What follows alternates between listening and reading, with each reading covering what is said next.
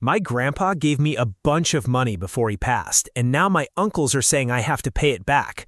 Do I have to? By user Velveteen Rabbit 99. Location Arizona/Texas. Hi, I'm going to try to make this as short as possible. My grandpa was also my father figure. He taught me how to drive, walked me down the aisle at my wedding, etc. I even lived with him and my grandma for many months as a kid and teenager. I moved from Arizona to Texas a couple of years ago in an apartment. My grandpa wanted to help my husband and I buy a house. He also helped my little sister buy a house. He gave us $10,000 for a down payment. Unfortunately, we had too much debt with our car payments, so he gave us another $10,000 and told us we can pay him back just $100 on the first of each month with no interest until he passes away, and then we'd stop paying. I dismissed him when he told me that because I didn't want to talk about him passing away. I'm incredibly grateful, and I've never been so spoiled in my life. I was never expecting him to do something so grand for us. It might also be of importance to note that when we were buying the house, they needed to know where this random money came from, so my grandpa sent them a signed document stating that he gifted us that money. Anyway, this was in July. Fast forward to November, my grandpa gets sick and is told he has 1 to 1.5 years left. Unfortunately, he left us on Friday, about 6 months after his initial diagnosis. My two uncles went down to AZ to help out my mom after my grandpa's passing. I haven't seen or spoken to my uncles in about a decade. They never visit, call, nothing. They're literally just communicating with me to pay back the money. They're very mad that their kids didn't get any money from my grandpa, even though they never call or visit ever. They're currently selling all of my grandpa's belongings on Facebook Marketplace as well. My husband and I never signed anything saying we'd pay it back. It was a verbal agreement between my grandpa and I that I'd pay him, and he made it clear that he didn't expect us to pay that $10,000 back in full. To be clear, if my grandpa were alive, I'd pay him every month without a problem. I don't want to pay my uncles, quite frankly, but legally, do I have to pay it all back? Drop your thoughts in the comments and like the video if you think they're in the wrong. Now let's move on to the next story. Story 2. This one is titled, Dental Assistant Told Me to Seek Legal Advice Against My Dentist by user Dopest Twitch. Location, California. My dentist performed an emergency root canal on an upper tooth last week. She didn't finish the root canal, but said it was done. Another dentist at this location ended up doing a scan of my head before I left and found that she did not finish it. She put the permanent cap on said tooth. I've been bleeding out of my nose and mouth since last week, an incredibly swollen face and neck that has not gone down even with a prescription for steroids. The dental assistant told me to sue her. The company told me they would get my money back and send me to a specialist now because she pushed the root canal up into my sinuses. I looked up my dentist online and found out she has had quite a few reports against her, and previous legal action has been taken. I'm unable to see what happened though.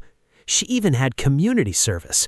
Her workstation when she performed my root canal was horrible. She kept dropping stuff, she was rambling on about relationship troubles, her tray was a mess to the point I took a picture of it because it was so awful. She was behaving like she was on drugs.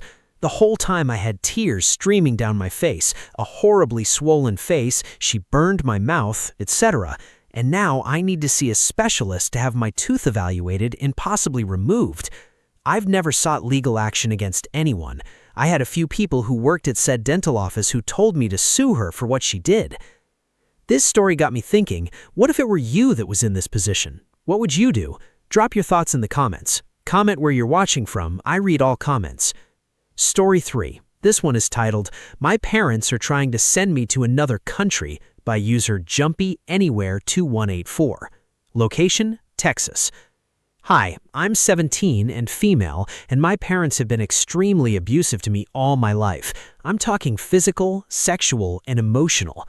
Police and CPS have been in my life multiple times, and still nothing has been done despite all the evidence I had against them. I'm in Texas, and so it's very known that the child protection laws and resources suck terribly and will do anything to protect the parents or minimize the amount of kids going in the foster care system. I'm now 17, turned 17 2 months ago, and have just decided to give up on fighting for justice and just accept that nothing will happen and I need to safely leave on my own once I'm 18. To do this, I graduated early, got a job, and found programs that can help get a decent job while in college. Unfortunately, my parents realized this was my plan and have done everything in their power to make it impossible for me. They made me quit my job. Every time I leave the house to go on a walk, because it's my only relief from them, I don't have any friends. They call the cops and report me as missing. And they have been trying their hardest to get me admitted to a residential mental hospital so I can stay there till I'm 18. For context, I do have a couple mental health diagnoses and struggle with suicidal ideation, but not of right now. About what's going on now, a little context, I'm a citizen of the United States. I was born in Nigeria, though. I moved to the US when I was still a couple months old. When I was 9 years old, my parents took me to Nigeria and forced me to stay there for 4 years. Instead of it being a trip to see my culture and where I'm from, they gave me so much trauma that I am still struggling with till this day. They beat me worse than they did when I was in America. The laws in Nigeria are very calm about hitting kids.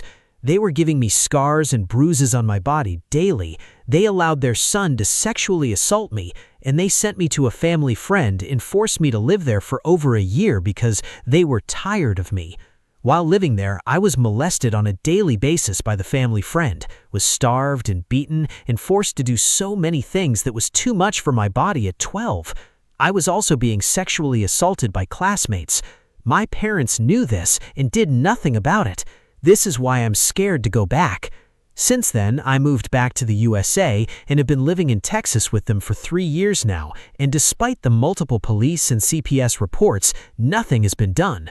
The police came by today because my dad had called about me having a mental crisis, another attempt to get me locked in a facility, and he expressed how he doesn't want me living in his house, which makes no sense since he calls the cops every time I step out of the house. The police said he can't legally kick me out unless I get emancipated, and that's a long process that I won't qualify for since I have no other family to go to or a job. He told the police that he would just take me back to Nigeria, and the police said he has every right to do so. Is there a way I can safely run away and stay hidden till I'm 18? If I do get set back, is there a way my dad can mess up my citizenship? I already know he plans to destroy my passport so I won't be able to come back. Any youth or runaway organizations that can help me? I only have $1,000 saved right now, and I don't know what to do. Drop your thoughts in the comments. Don't forget to like and subscribe, and watch out for our next video.